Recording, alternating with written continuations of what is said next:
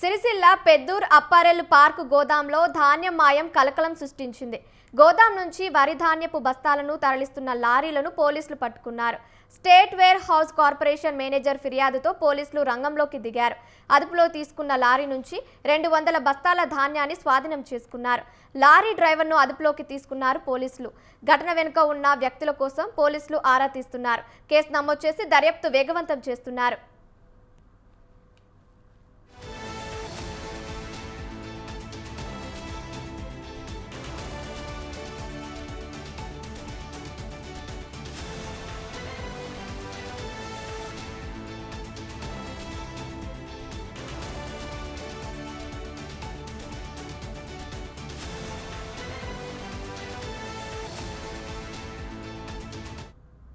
Sircilla Peddur అప్పారెల్ park గోదాంలో ధాన్యం మాయం కలకలం సృష్టించింది.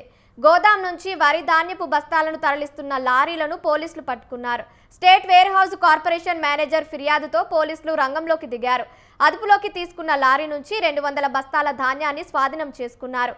లారీ డ్రైవర్ను అదుపులోకి పోలీసులు విచారిస్తున్నారు. ఘటన వెనుక ఉన్న వ్యక్తుల కోసం పోలీసులు ఆరా తీస్తున్నారు. కేసు నమోదు చేసి దర్యాప్తు వేగవంతం చేస్తున్నారు.